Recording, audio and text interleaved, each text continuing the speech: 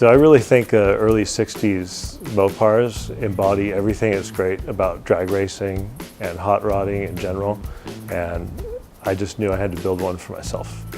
My name's Craig, and this is a 1962 Plymouth Belvedere, been transformed into a Gasser style hot rod that goes by the name Jackpot.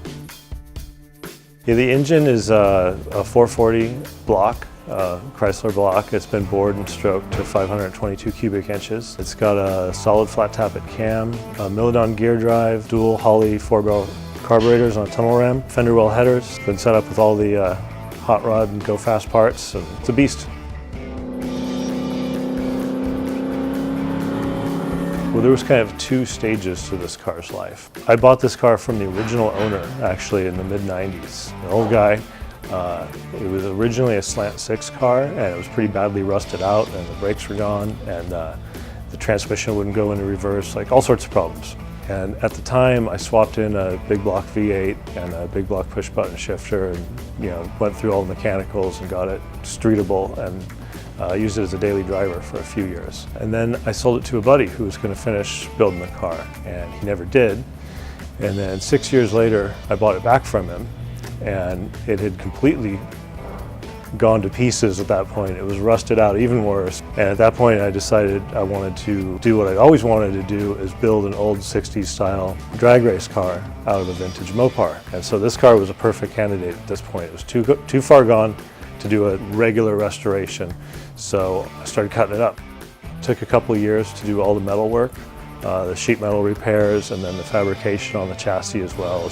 Other than machine work on the short block and the hand-painted lettering on the car, I did all the work on it myself.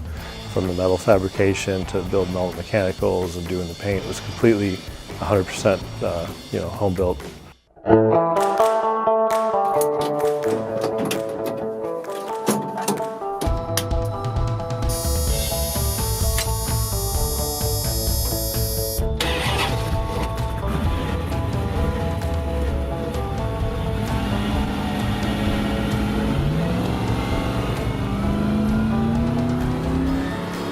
Inside the car, there's a 6-point roll cage. The rear seat's been taken out. The front seats have been moved back about a foot to aid in weight transfer, all part of what you try to do with this style of car. As a result of that, the steering column was lengthened and dropped.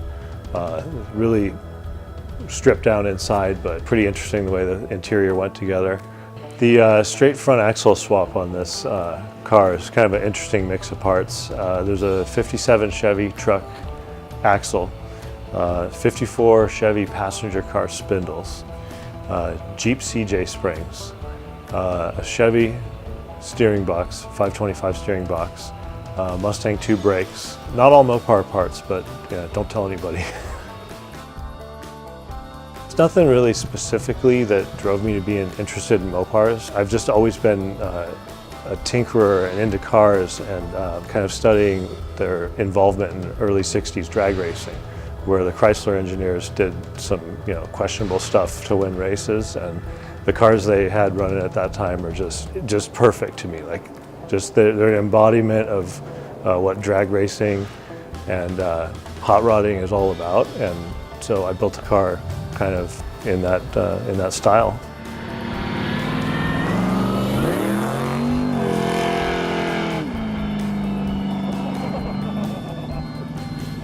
Oh, that was so sick!